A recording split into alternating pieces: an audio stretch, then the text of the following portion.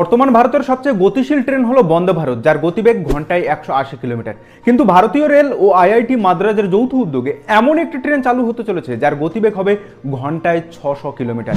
মানে কলকাতা থেকে শিলিগুড়ি পৌঁছে যাবেন মাত্র 1 ঘন্টায়। হ্যাঁ, ঠিকই শুনেছেন, ভারতের প্রথম এই হাইপারলুপ ট্রেনটি চালু হবে মুম্বাই থেকে পুনে পর্যন্ত।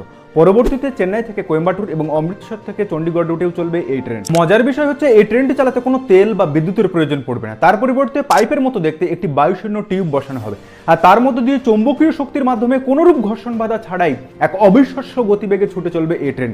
অনুমান করা হচ্ছে এই ট্রেনটির গতিবেগ এরোপ্লেনের গতিবেগের চেয়েও বেশি হবে, আর যার সর্বোচ্চ গতিবেগ হতে পারে 1200 কিলোমিটার প্রতি ঘন্টা। মানে চোখের পলক ফেললেই পুরো গোটা ট্রেনটি গায়েব হয়ে যাবে। মাত্র একটি বগির এই ট্রেনটি নিয়ে প্রথম গবেষণার কাজ শুরু করেন টেসলার কর্ণধার ইলন মাস্ক। আর সারা বিশ্বে বর্তমানে মাত্র 5টি দেশ এই হাইপারলুপ ট্রেন নিয়ে গবেষণা করছে। আর এই প্রতিযোগিতায় ভারত যদি সবাইকে পেছনে ফেলে দিতে পারে, তবে গোটা বিশ্বে এই হাইপারলুপ ট্রেন লাইন পাতে ভারত বিশ্বকে নেতৃত্ব দেবে। আর সেই সঙ্গে সুযোগ থাকবে বিপুল পরিমাণ বৈদেশিক মুদ্রা অর্জনের এক সুবর্ণ সুযোগ।